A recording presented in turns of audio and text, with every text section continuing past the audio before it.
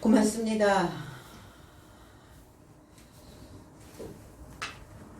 지난주 주님은 제자들을 향하여 이제 내가 하늘을 향하여 올라가신다고 말씀합니다. 오늘 오신 그리스도 예수, 과연 나에게 오셨는가? 아니면 아직도 먼 옛날 이야기로 전설 따라 삼천리를 또 찍고 있는가? 오늘 오신 그리스도 예수를 우리의 삶 가운데 맞아들이는 귀한 한 날 되기를 원합니다. 9절로 11절. 이 말씀을 마치고 저희 보는 데서 올리워 가시니 구름이 저를 가리워 보이지 않게 하더라. 올라가실 때 제자들이 자세히 하늘을 쳐다보고 있는데 흰옷 입은 두 사람이 저희 곁에 서서 가로되 갈릴리 사람들아 어찌하여 서서 하늘을 쳐다보느냐. 너희 가운데서 하늘로 올리우신 이 예수는 하늘로 가심을 본 그대로 오시리라 하였느니라. 이 말씀을 마치시고 이런 삶을 이루시고 그랬어요. 저의 보는 삶에서 가까이 들어 올려지자 저의 보는 삶으로부터 구름이 저를 수용했다. 그리고 그의 가시는 하늘에 이르고자 그의 삶은 고정된 것 같더라. 그리고 보니 두 장정이 흰옷 안에서 저의 삶에게 가까이 서 있었고, 그리고 그의 삶이 이르되 갈릴리 장정 삶이여 어찌하여 하늘에 이르고자 들여다보면서 서 있느냐. 하늘에 이르고자 너의 삶으로부터 들림받은 이 예수는 하늘에 이르고자 가신 그를 너의 삶이 주목했던 모습으로 이같이 오실 것이다 그랬어요. 이 말씀을 마치시고 이런 삶을 언급하시고 그랬어요. 어떤 삶을?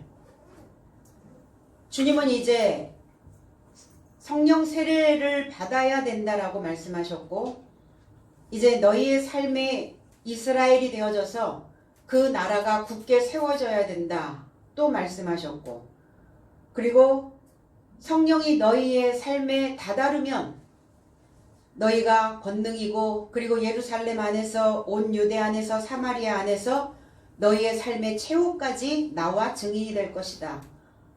이 말씀을 언급하셨단 말이에요. 어떤 문제에 대해서 콕 집어주는 것을 언급했다 이렇게 말합니다. 문제에 대한 어떤 요점을 이야기하고 계시는 것이죠. 저희 보는 데서 보다, 물론 우리의 눈으로 육안으로 보는 것도 본다 말하지만 지금 이제 이 블레포라고 하는 이 단어는 알다라는 단어예요. 깨닫다, 그리고 구체적으로 깨닫다. 그럼 어떻게 보는 것이냐? 구체적으로 봐야 된다는 거예요. 성경을 구체적으로 봐야 되고, 내 삶도 구체적으로 보셔야 되고, 나의 행위, 나의 신앙, 나의 믿음 다 구체적으로 보셔야 된다는 겁니다. 그럼 구체적으로 깨닫고 있는 자들의 삶에 올리워 가셨다. 에파이로라는 단어예요. 에피라는 단어와 아이로라는 단어의 합성어인데, 에피라고 하는 단어는 가까이, 그리고 연결되고 뭔가 첨가하여, 그리고 아이로라고 하는 단어는 들어 올리다, 지탱하다 이런 의미를 가지고 있어요. 그러니까 올라갔다라고 하는 이 의미는 가까이 들어 올렸다. 내 삶에 바짝 끌어당겨서, 그리고 내 삶이 그거를 취하여 들어 올렸다는 거예요. 하늘로 올라갔다. 이러니까 우리는 자꾸 저 하늘로만 생각을 하고 있는 것이죠. 뭘 첨가하여 바짝 들어 올렸을까요? 무엇을 첨가해야 될까? 마음이죠. 우리의 믿음입니다.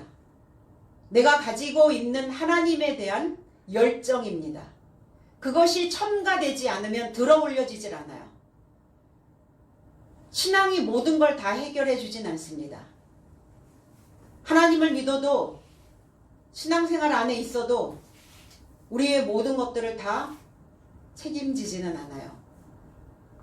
그런데 우리가 바닥으로 떨어지면 뭐가 부어져야 되는데 부어지질 않아요. 나는 약한 자고, 어떤 자는 하나님 없이도 잘 삽니다. 내 주먹을 믿어라 하고 굳세게 가는 사람들도 있어요. 그런데 우리가 하나님의 부름으로 응답한 이유가 뭘까?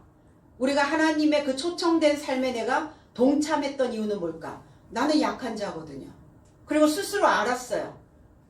내 안에 어떤 중심이 서 있지 않으면 나는 들어 올릴 수 없는 존재라는 걸 알았어요. 그러니까 우리는 하나님의 초청에 기꺼이 응답했단 말입니다. 그렇다면 이제 첨가해야 될 것은 하나님이에요. 내 삶에 하나님이 첨가되지 않으면 지탱하기가 어려워요, 삶이. 내 생각조차도 들어 올릴 수가 없다는 겁니다. 그러니까 천길 낭떠러지로 내려가는 거예요. 곤두박질 치고 가는 겁니다. 이 단어가 히브리어로 가면 나사라는 단어예요. 들어 올리다라는 단어예요. 일으켜 세우다, 받아들이다. 그럼 올리웠다, 들어 올렸다. 이건 뭐냐? 받아들이는 거예요. 말씀을 받아들이고 하나님을 받아들이고 우리의 생각 자체를 하나님의 생각으로 받아들이는 거예요. 나는 지금 무엇을 찾고 끌어당기고 무엇을 지금 첨가해서 무엇을 받아들이고 있는가를 분명히 자세히 구체적으로 알아봐야 된다는 겁니다. 에스겔 3장 14절에 주의 신이 나를 들어 올려 데리고 가시는데 내가 근심하고 분한 마음으로 행하니 여호와의 권능이 힘있게 나를 감동하시더라 그랬어요. 에스겔 선지자를 들어 올리셨대요. 그럼 어떻게 들어 올리셨어요? 머리채를 잡으셨을까? 뒷목을 잡으셨을까요? 근데 주의 영이, 주의 신이, 루아흐가 영입니다. 하나님의 영이요. 그러면 에스겔 선지자가 첨가하고 있는 하나님의 영이 그의 바탕을 들어 올리신 거예요. 그를 지탱할 수 있도록. 왜? 에스겔 선지자는 받아들였거든요. 무엇을 받아들였을까? 하나님을 받아들였어요. 우리는 듣고 있고 배우고 있고 신앙생활을 하고 있어서 하나님을 다 첨가하고 있다고 받아들이고 있다라고 생각하고 있어요. 그 에스겔 선지자는 감지한 거죠. 자기 스스로.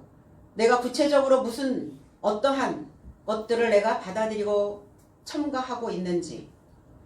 이 루아흐라고 하는 영은 하나님의 영은 의사를 표현하고 활동하는 이성적인 존재에만 사용돼요.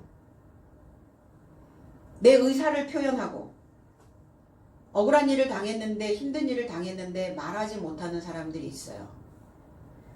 숨을 쉴 수 없을 만큼 힘들고 버거운데 안 그런 척하고 사는 사람들이 있어요. 그러면 호흡이 끊어지겠죠. 뭔가 힘든 삶이 계속 거듭거듭 넘어오겠죠. 그럼 뭘 내 삶에 첨가하여 받아들이고 있는지 이제 알 것 같다는 거죠.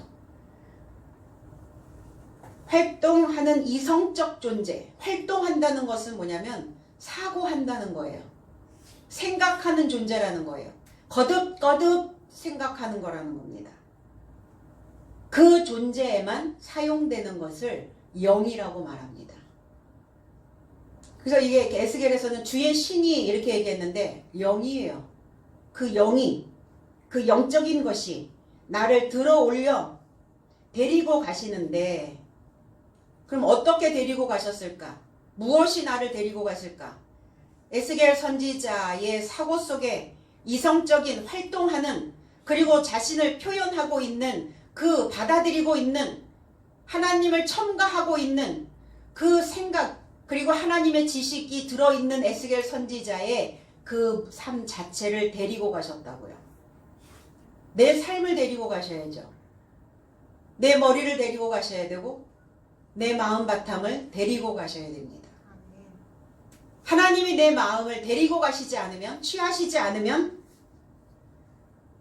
우리는 또 엉뚱한 곳에 가서 허우적거리게 된다는 겁니다. 무엇이 나를 데리고 가게 할까? 가르침입니다.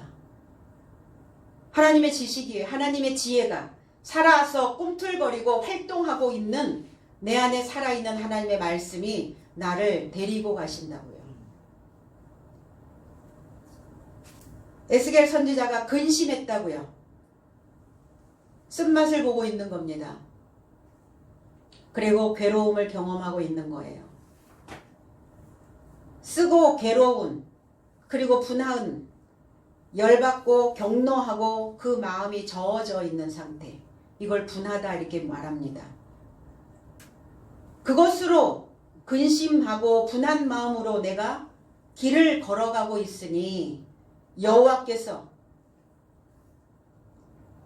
여호와의 권능이 존재하기를 소망하다라는 여호와라는 단어, 존재하기를 소망하는 그 여호와의 권능이, 그 법이, 그 손이, 그 힘이, 그 수단이 나를 감동하시더라 그랬는데 감동이라는 단어는 없습니다. 나를 이라는 단어는 위에 힘있게 확신하다, 힘있게 달라붙다, 힘있게 강하다, 이게 강하다 이런 의미예요. 감동이 아닙니다. 위에 달라붙더라, 위에 강하게 하더라. 내 마음이 하나님의 영으로 활동할 수 있도록 내 위에 하나님의 법이 강하게 지금 역사하고 있는 겁니다. 그런가? 에스겔 선지자가 분해하는 이유가 뭐고 근심하는 이유가 뭘까요? 주님은 에스겔 선지자에게 이렇게 말씀합니다. 두루마리를 먹이시며 이스라엘 족속에게 고하라. 그 두루마리를 너의 창자에 가득 채워라. 이렇게 말씀합니다. 그 두루마리가 뭡니까? 흘러내려오는 말씀이에요. 흐르는 말씀입니다. 해석된 말씀이에요. 흘러내려가는, 지금 내 마음을 굴러가게 만드는, 고정시키지 않고 굴러가게 만드는, 움직이게 만드는 그 흘러내릴 수 있는 그 말씀을 너의 창자에 가득 채워라. 그리고 입을 열어서 뱉어라. 누구에게? 이스라엘 족속에게. 그 이스라엘 족속이 누굽니까? 이스라엘 족속이 독립국가로 반듯하게 국권이 세워져야 되는 저와 여러분인데, 이 이스라엘이 하나님을 받아들이지 않고 하나님을 첨가하지 않고 있단 말이에요. 그들의 이마는 돌같이 굳어있고 그들의 마음은 화강석같이 변해버렸다고요. 왜 그럴까? 그들이 듣지 않는다는 거예요. 내 말을 듣고자 아니한다. 이것은 나의 말을 듣고자 아니함이라. 그러니까 그 이스라엘 족속들에게 하나님의 말씀을, 흘러내리는 말씀을 증거를 해도 그들이 말씀을 듣지 않아요. 하나님을 받아들이지 않고 하나님을 그 이마에 인을 치지 않습니다. 하나님을 첨가하여 들어올리지를 않고 있는 거예요. 그러니까 씁니다. 가르치는 자가 배우는 제자들에게, 배우는 자에게 그것을 줬을 때 그것을 삼키지 않고 먹지 않으면 씁쓸해요. 그들의 신앙이, 그들의 믿음이 굳건히 세워져 있지 못하면 쓴맛이 옵니다. 괴로워요. 그리고 말을 먹는지 말을 먹지 아니하는지 알게 되죠. 그러니까 속이 저어지기도 합니다. 열도 받고 격노도 하고 분노도 일으키고. 그러나 어떻게 해요? 이 길을 가야 되는 거죠. 그래서 그의 사고를 이성적으로 존재하고 있는 그의 영을 들어 올리셨다고요. 오늘 주님도 들어 올려지셨는데, 이 말씀을 마치시고 들어 올려지셨는데 구름이 가리웠다. 구름이 뭡니까? 이 네펠레라는 단어예요. 히브리서 12장 1절에 이러므로 우리에게 구름같이 둘러싼 허다한 증인들이 있으니 무거운 것과 얽매이기 쉬운 죄를 벗어버리고 인내로서 우리 앞에 당한 경주를 경주하며. 개역성경에는 이렇게 기록되어져 있죠. 나의 삶에게 둘러싼 많은 증인 삶의 구름을 가지고 있으니 결론적으로 나의 삶도 무거운 것과 어울리기 좋은 죄를 벗어버리고 인내로 통과하여 나의 삶 앞에 놓인 싸움을 다름질하자.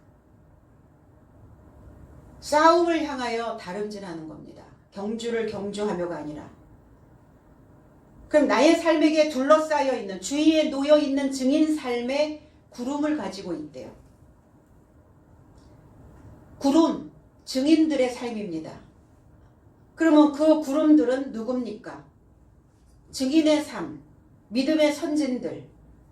저와 여러분들은 신앙생활 안에서 내 주변에, 주위에 놓여있는, 주변에 놓여있는 그런 증인의 삶이, 그리고 구약의 모든 선진들의 그 믿음의 행보가 내 삶에 구름으로 있다고요. 구름으로. 증인들의 삶이 구름으로 덮여 있다고요. 근데 덮여 있어요. 구름이라고 하는 이 단어는 덮다라는 의미를 가지고 있어요. 덮다, 덮게. 덮여 있으니까 안 보이죠. 언제 보일까? 이 증인들의 내 안에 덮여 있는데 그리스도 예수의 부활과 함께 잠자고 있는 자들이 일어나기 시작합니다. 부활이 돼야 구름이 걷혀요. 나는 아직 죽은 자의 모습이에요. 부활되어지지 않습니다. 깨달아 변화된 삶입니다. 깨달아 변화되지가 않았어요. 이런 삶을 살아내려면, 증인의 삶을 살아내려면 인내로 통과해야 된다는 거예요. 그래서 이 구름의 증인들은 나의 주변에 있다. 내 삶을 덮고 있다. 그 말씀이 들어가서 깨달아지면 증인 한 사람 한 사람들이 일어나는 거예요. 그들이 구름이에요. 그 속에 빛이 들어가기 시작하면, 지식이 들어가면, 지혜가 들어가면, 살아있는 말씀이 우리 안에 첨가되어지면 구름이 걷히고 밝히 보이게 되는 거죠. 어디가 보입니까? 내 속이 보이는 거예요. 내 머릿속이 보이는 거예요. 머릿속이 보이세요? 내가 지금 무슨 생각을 하고 있는지, 내가 무엇을 첨가하여 첨가물을 지금 받아들이고 있는지 머릿속이 보여져야 된다고요. 근데 보이지 않아. 구름이니까 덮여 있어요. 빛이 들어가지 않으면 잔뜩 흐려 있습니다. 잔뜩 구름 낀 날. 그런데 주님은 그런 날 오신다는 거예요. 뭐하러 오시는 겁니까? 구름을 제거하시려고요. 저와 여러분도 구름입니다. 그래서 구름과 함께, 구름과 결합되어, 구름과 연결되어, 구름 안에 이렇게 오시는 거예요. 나의 육체 안에, 나의 구름 안에. 근데 덮여 있으니까 그리스도 예수가 보이지 않고 있는 거예요. 하나님이 보이지 않아, 내 속에서. 하나님 온데간데 없죠. 예수 없죠. 아예 애초부터 내가 그리스도 예수를 들어 올리지 않았을 수도 있어요. 내가 그 삶을 가까이 말씀을 첨가하고 그것을 받아들이지 않았을 수도 있다. 천만이라고요? 오늘 제자들도 그러고 있는 거예요. 이 단어가 히브리어로 가면 아난이라는 단어를 만들어냅니다. 아난. 그럼 아난은 덮다, 잔뜩 흐리다. 그럼 뭐가 덮여 있느냐? 눈이 덮여 있다고요. 아난이라고 하는 단어에 눈이 덮여 있어요. 내 안에 물샘이, 내가 물샘인데, 내가 샘물인데 흐리다고요. 물이 혼탁해져 버렸다고요. 왜 혼탁해질까요? 안에 가라앉아 있는 앙금들이 있거든요. 근데 하나님이 그 앙금을 한 번씩 제거하시려고 그 혼탁한 것들을, 그 눈을 밝게 하시려고 한 번씩 휘저어요. 그 휘저었을 때 첨가되어졌던 것들, 내가 그동안 받아들였던 것들이 바닥에 가라앉아서 그게 올라오겠죠. 그럼 휘저어졌을 때 뭐가 올라와야 보일까? 하나님이 첨가됐었어야죠. 말씀을 계속 첨가했었어야죠. 그런데 내 생각들이 첨가되어지다 보니까 젖을 떼지 못하고 있는 거예요. 두루마리를 먹지 못하고 있었던 거예요. 흘러서 말씀이 흐르도록 내 생각들이 굴러갈 수 있도록. 근데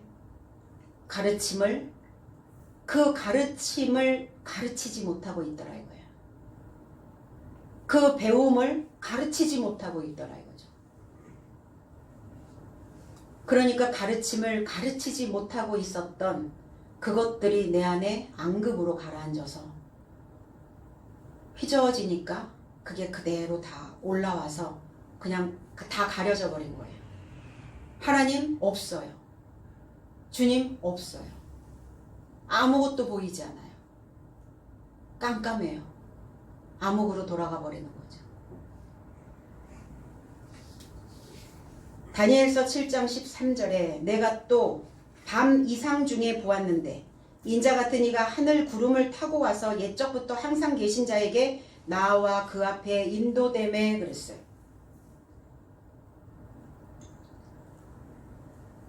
밤 이상 중에 헷제부라는 단어인데 이상 숙고하다라는 의미예요. 숙고. 우리는 이상 그럼 뭔가 환상, 뭔가 그냥 눈에 뭐가 이렇게 어른거리고 뭐가 머릿속에서 어떤 그림들이 왔다 갔다 하는 어떤 그림이 왔다 갔다 하는 환상이 보이는 이거를 이상이라고 얘기를 하는데 그 이상이라고 하는 단어가 응시하다, 감지하다라는 단어예요. 다니엘은 감지했다고요. 그의 머릿속에서 일어나는 일을 그의 온 세포가 무엇을 받아들이고 있었는지 감지하고 있었다고요. 그리고 그 바탕에서 올라오는 것들을 숙고하고 있었다고요. 머릿속에 있는 것들을 숙고하셔야죠. 그게 내 이상이에요. 나를 내가 보는 겁니다. 그걸 이상 중에 이렇게 표현했어요. 다니엘서에는. 인자 같은 이가 에나시라는 단어 사람 같은 자, 가치가 있는 자, 사람처럼 세워져 있는 자. 사람을 왜 사람이라고 할까? 가치가 있는 자이기 때문에 사람이라고 하는 거예요. 인자라고 하는 겁니다. 가치가 있는, 세워져 있는 자가 하늘 구름을 타고 그랬어요. 그게 이게 타고가 문제죠. 구름을 어떻게 탑니까? 구름을 타고. 사랑을 타고, 뭔가 타고 줄을 잡고 그러고 오는 겁니까? 하늘, 샤마임이라는 단어죠. 높다, 높이 있는. 하늘은 뭐냐? 높다예요. 하늘이란 의미가 높이 있는 곳, 그걸 하늘이라고 얘기를 해요.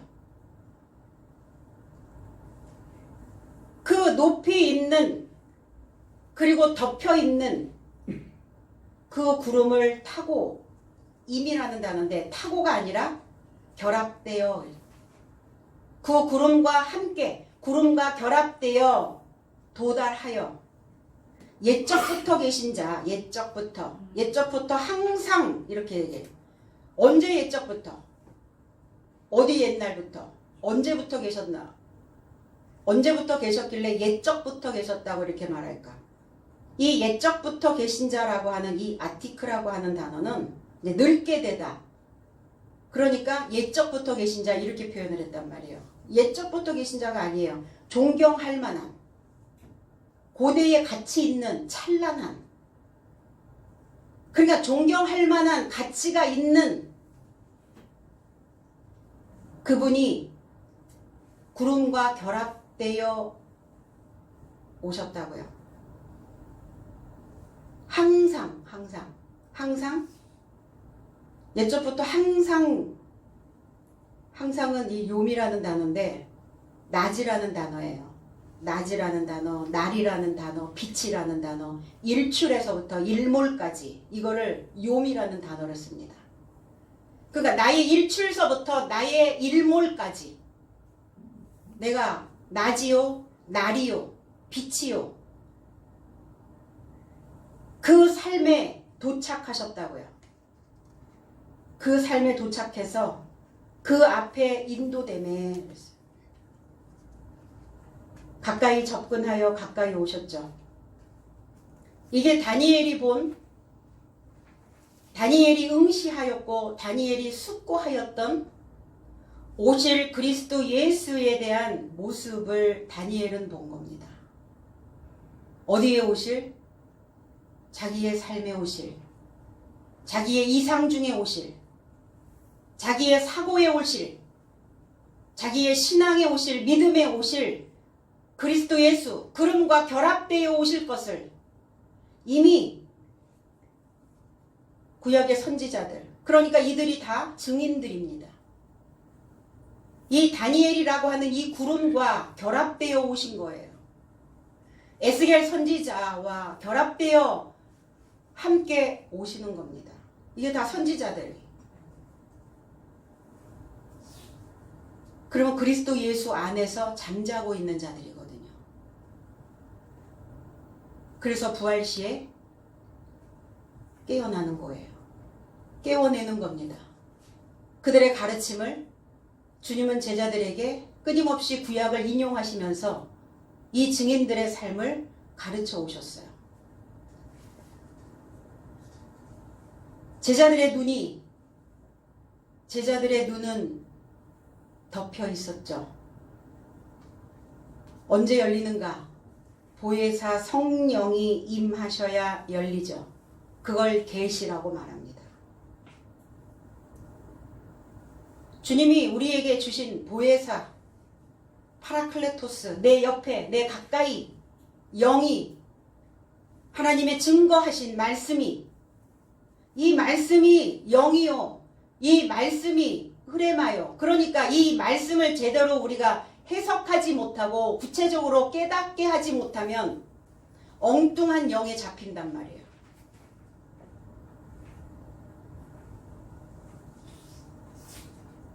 자, 10절에는 올라가실 때, 떠나가실 때, 가실 때, 그냥 가다라는 단어예요. 가실 때 이렇게 오르다라는 단어는 없어요.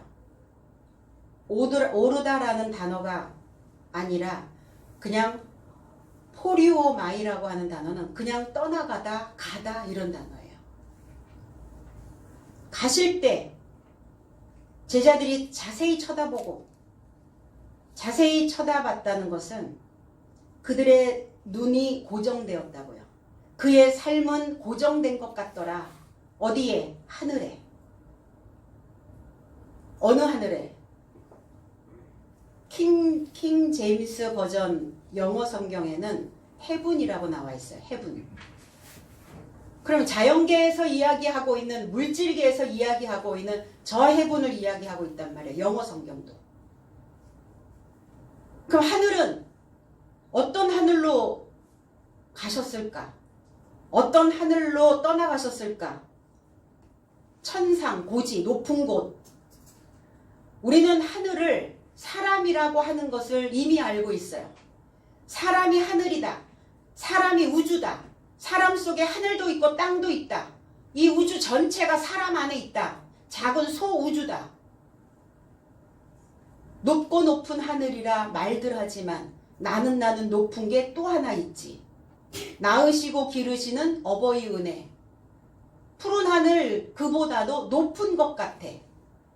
어버이의 은혜를 하늘이다 얘기했어요. 어버이, 가르치는 자.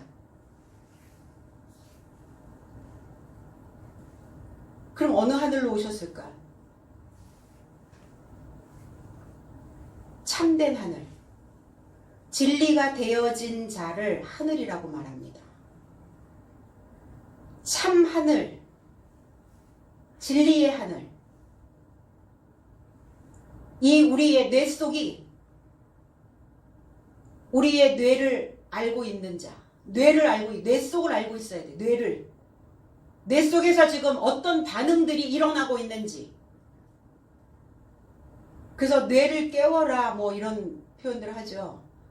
뇌 자신을 알라 뭐 이런 거. 뇌 자신.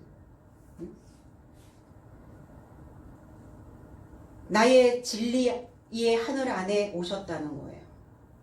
진짜 참 하늘이죠. 그러면 진짜 하늘인지 가짜 하늘인지 어떻게 분별할까? 가짜는 변화를 소홀히 해요. 가짜는 변화되려고 하지 않아요. 가짜는 변화무쌍한 삶을 살지 못합니다. 늘 도돌이표예요. 도돌이표. 가짜예요. 참이 아닙니다. 진리가 아니에요. 우리 구구단을 외우죠. 구구단 언제 외웠죠? 제가 생각할 때는 초등학교 3학년 때부터 저희 때는 구구단을 배웠던 것 같아요. 근데 구구단을 잘못 외웠어. 구구단을 잘못 배웠어. 그렇다면 구구단을 가지고 수학을 풀 때마다 수학이 틀리겠죠. 그래서 구구단을 잘못 외운 사람이 그 오류를 깨닫지 못하게 된다면 수학적 계산이 완전히 오류에 빠지는 것처럼 우리가 이 성경에 대한 잘못된 해석으로 인하여 오류로 인하여 내 신앙이, 내 믿음이, 내 삶 자체가 송두리째 다 오류를 범하고 있다는 겁니다.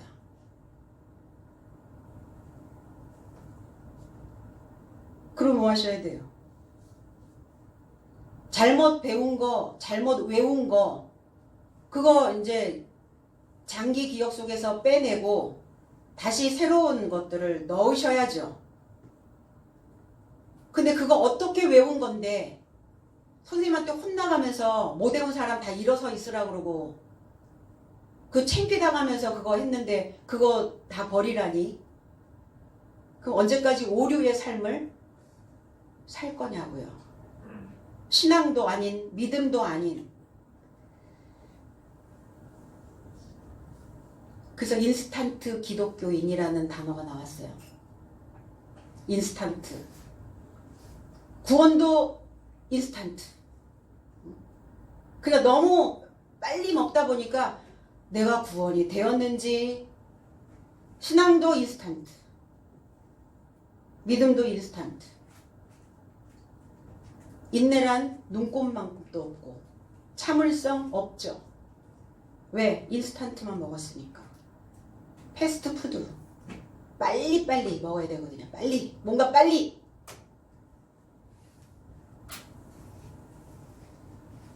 그래서 그런 데잖아요. 어떤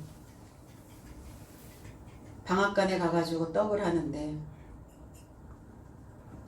그 방앗간 아저씨한테 이렇게 얘기했어요. 떡집 주인한테. 떡 빨리 해주세요. 빨리 해주세요. 이랬더니 급하면 어저께 오지 그랬어요.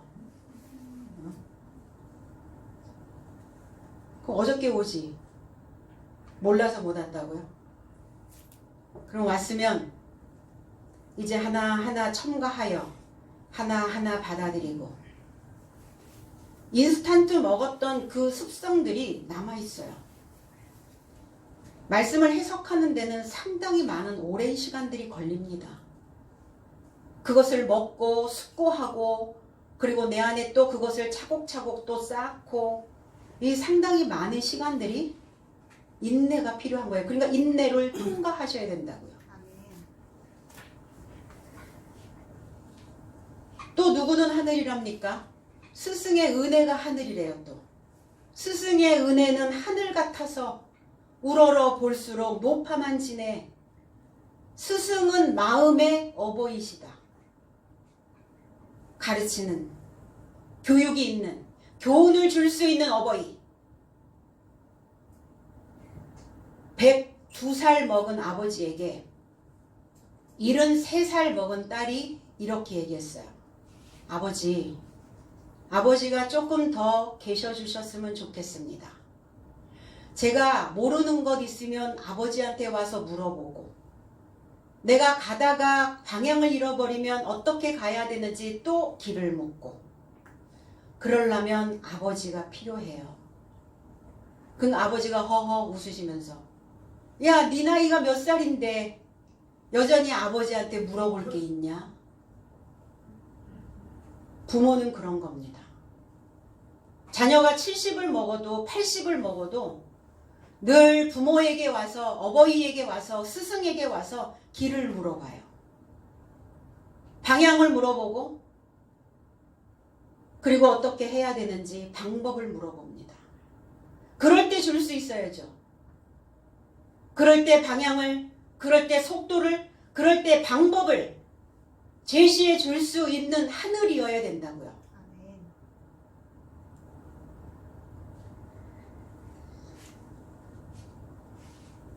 또 얘기하죠. 남자는 하늘 그러죠. 남자는 하늘이 아닙니다. 이 남자라고 하는 남편이라고 하는 이 아내르라고 하는 단어, 남편은 하늘, 그게 여성을 비하하는 단어가 아니에요.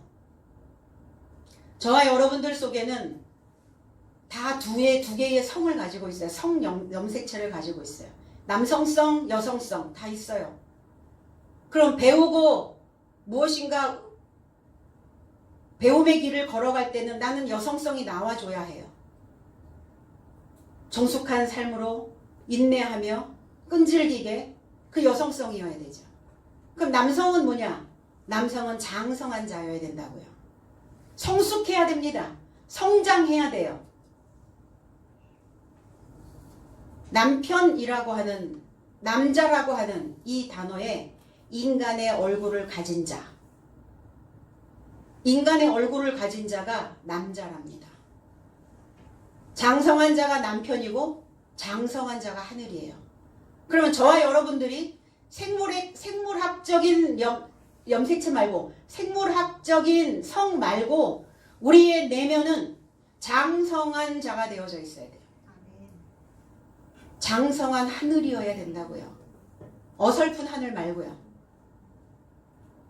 그 하늘에서 또 이런 노래도 있는데요.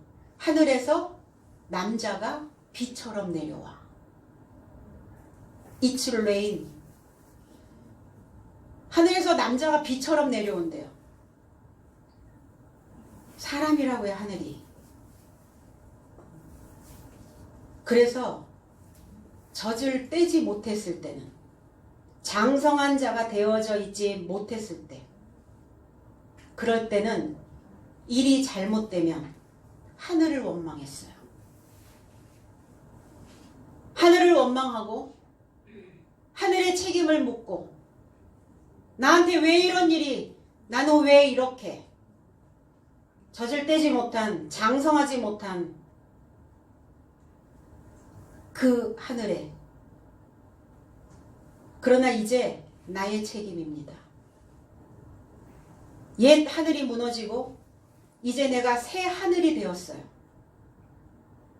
이제부터 각자의 책임이라는 겁니다. 그 사극의 어떤 대사에 왕이 죽었어요. 할아버지가 돌아가셨어. 그리고 그 세손이 이제 뒤를 이어서 왕이 돼야 되는데 그 세손이 그렇게 얘기하는 거예요. 하늘 같은 그 임금이 왕이 있었을 때는 나는 뒤에 빠져 있었고 모든 것들을 다 그 왕이 해야 된다라고, 나는 간청만 했고 내가 원하는 것만 얘기했고 내가 책임질 일은 아무것도 없었습니다. 그런데 이제 그 하늘이 없습니다. 이제 내가 새로운 하늘이 되었습니다. 이제 모든 것은 다 내 몫입니다. 내가 정사도 봐야 되고 백성도 돌봐야 하고 정책을 바로 세워서 부강한 나라도 만들어야 되는, 모든 게 다 나의 몫으로 나의 책임으로 돌아오는 그 하늘이 되었습니다. 우리도 마찬가지예요. 이제 어린아이였을 때는 하늘을 원망했지만 이제 내가 하늘이 되어서는 내 책임이에요. 내 몫입니다.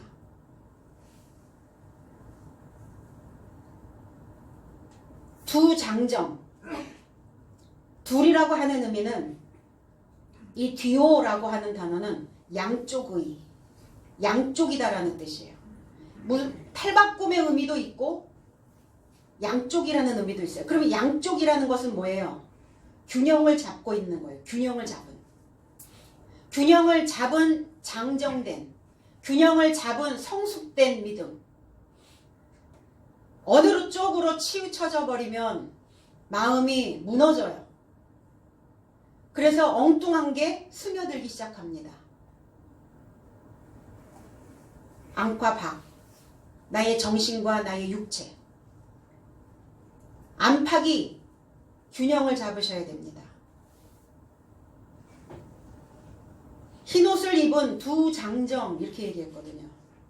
흰옷, 빛나다, 하얗게 만들다. 이 류코스라고 하는 단어. 하야면 어때요? 빛이 나죠. 빛을 탁 받으면 반짝반짝 빛이 나요. 하얀 옷, 표백된 옷 입으면 기분 좋죠.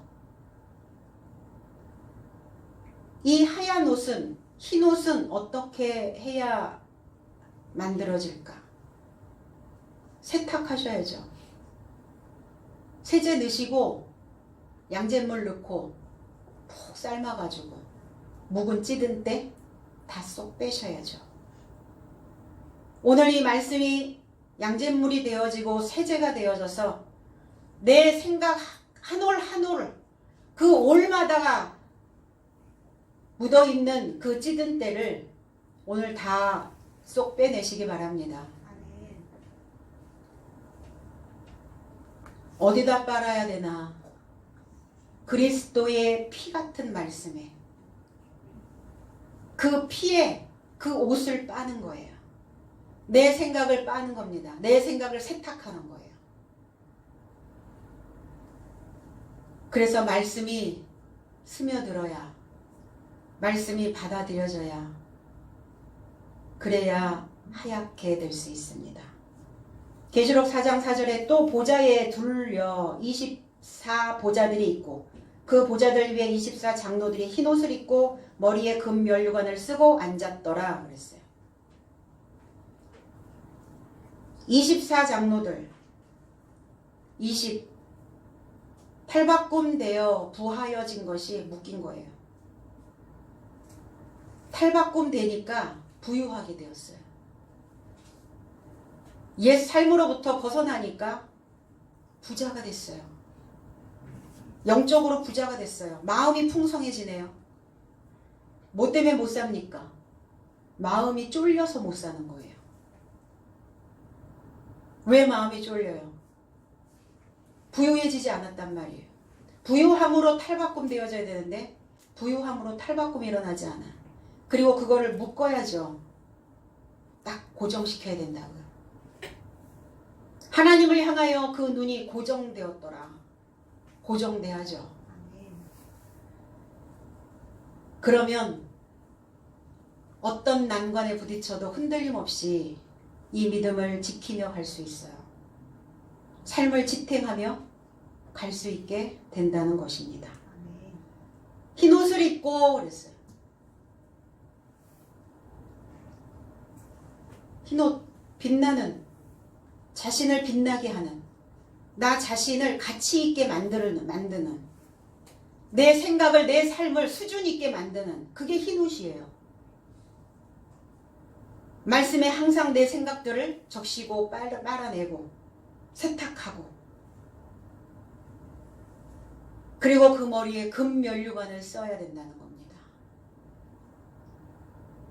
당금질 해야죠. 당금질 할 때 어떻게 할까요? 다 빼내요. 결핍시키는 결핍.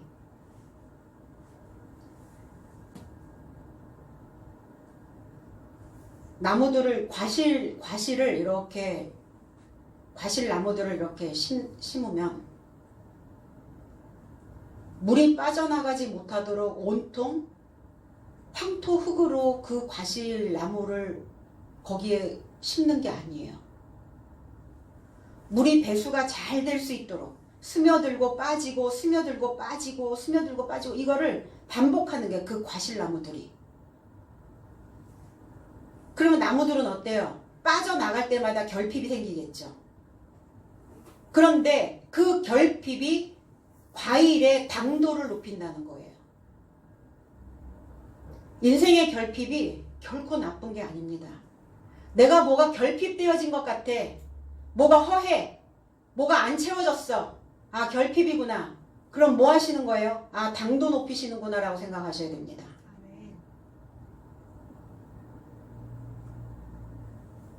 당도가 높은 과일은 값어치 있게 팔려요. 그런데 결핍을 경험한 과일들입니다. 그 열매들이에요. 그 열매들도 그것을, 그 법칙을 알고 있는데 하물며 영장인 사람이 그 방법을, 그거를 모르고 있다. 그 비책을 모르고 있다. 그러니까 당하는 거예요, 자꾸. 그 생각에 자꾸 먹히는 거예요. 오늘 금면류관 빛나는 지식을, 하나님의 지식을, 하늘에서 내려오는 그 지식을, 진리의 그 지식을 우리의 머리 가득 저장해야 될 줄로 믿습니다. 신앙으로 이긴 자들의 모습이에요. 믿음 안에서 이긴 자들의 모습입니다. 고린도후서 13장 5절에 너희가 믿음 안에 있는가 너희 자신을 시험하고 너희 자신을 확증하라. 예수 그리스도께서 너희 안에 계신 줄을 너희가 스스로 알지 못하느냐. 그렇지 않으면 너희가 버리운 자니라. 예수 그리스도가 누구십니까? 하늘입니다. 하늘이 너희 안에 계신 줄을 너희가 스스로 인식하지 못하느냐. 그렇지 못하고 있다면 너희가 확증되지 못한 자다. 믿음이 확증되지 못했어요. 인증서가 없단 말이에요. 인증서가. 그냥 가짜죠. 인증서가 없으면. 그리스도의 그 하늘이 너희 안에 계신다고요. 저와 여러분들의 머리에, 뇌 안에, 마음 안에, 우리의 온 세포 안에 계시는데 내가 하늘이 되어야 그 안에 계십니다. 땅의 것 욕심내지 말고 주어진 만큼 감사하고 입으로 들어가고 몸으로 입을 게 있으면 그것으로 족하고 그래서 스스로 만족감을 배워가는 거예요.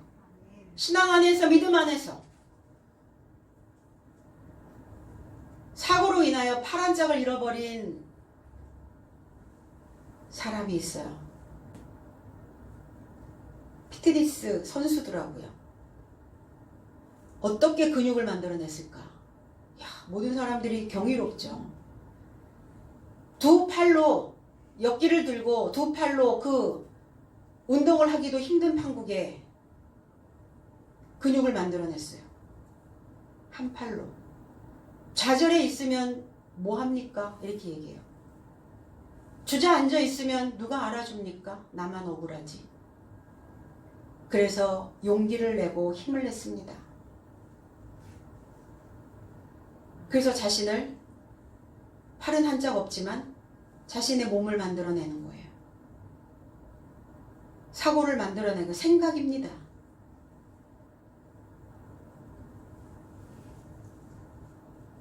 오늘 갈릴리라는 단어가 나왔어요. 갈릴리 사람들아, 갈릴리 장정들아, 이 사람들, 아내르란 단어입니다. 갈릴리 장정의 삶이요. 갈릴리는 원이라는 뜻이에요. 원. 둥글다라는 뜻이에요. 흘러내리다, 기회를 찾다라는 의미도 가지고 있습니다. 기회를 찾고 있는 자들아, 기회를 찾고 있는, 그리고 하나님과 하나 되어지기를 원하는, 그 원이 되기를 원하는, 너희가 지구가 되기를 원하는, 그리고 흘러내려가기를 원하는 장정된 삶이요. 왜 쳐다보느냐? 이 쳐다보다 엠블레포라는 단어는 우리의 육안으로 이렇게 하늘을 쳐다보는 게 아니라 엠블레포, N 전치사가 N이에요. 내 안을 들여다보다 이런 의미예요.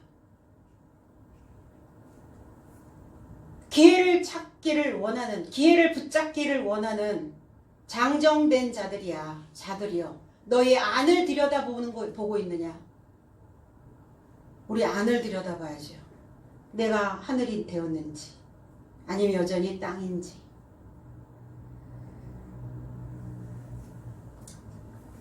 서서 들여다보고 있다고요. 섰다라는 것은 뭐야? 사역하는 자의 모습이에요. 믿음의 행군을 하고 있는 자들입니다. 신앙에 발맞춰 가고 있는 자들이에요. 이게 스텝이 서다라는 의미를 가지고 있어요. 구체적으로 깨닫고 있는 자들의 모습입니다. 서서 너희 가운데서가 아니라 너의 삶으로 연결되어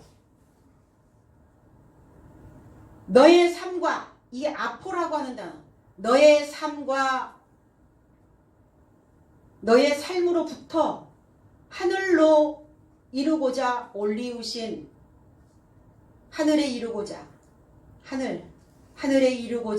아날람보노 들어 올려진 위에서 취하여진, 그래서 나의 삶과 나의 행함과 나의 믿음과 나의 신앙과 연결되어 들어 올려지셨다고요.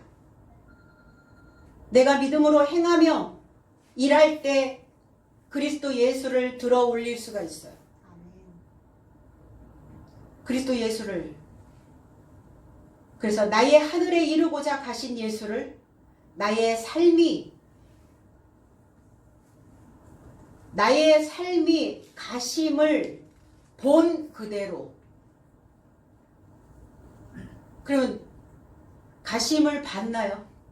그리스도 예수께서 나의 하늘로 가시는 것을, 내 하늘로 들어 올리신 하나님을, 그리스도 예수를 보셨냐고요.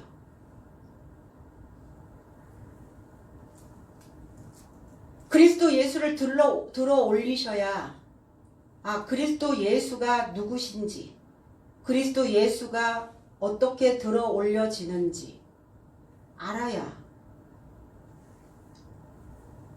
근데 이제 여기에도 문제가 있는 게 뭐냐면 본 그대로. 우리는 본 적이 없는데 본 그대로 온다 그러면 알 수가 없잖아요.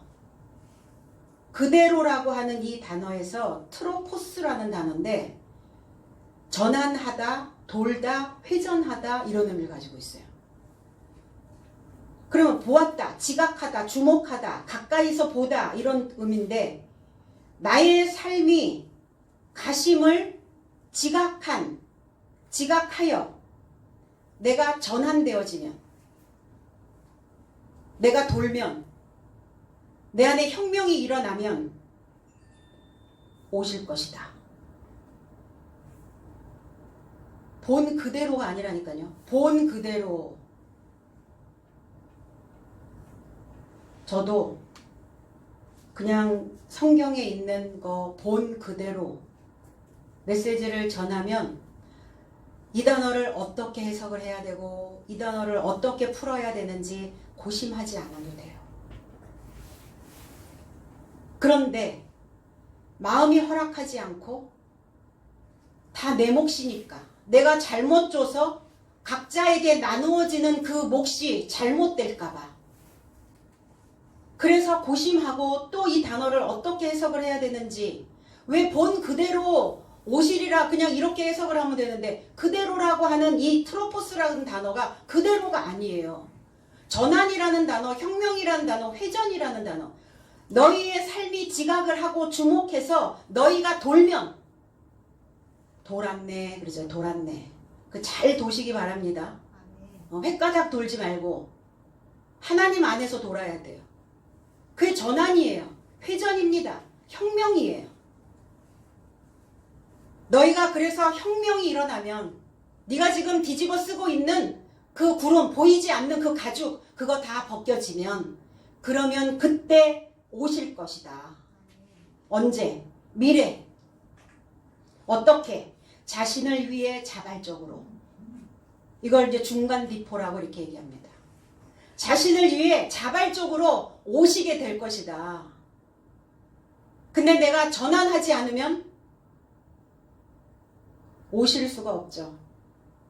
그러니까 오신 분도 계실 거고 오시지 않은 분도 계실 거고 아직 깜깜무소식인 것일 수도 있고 소식이 온 분도 있을 거고 감지한 분도 있을 거고 아 이거구나.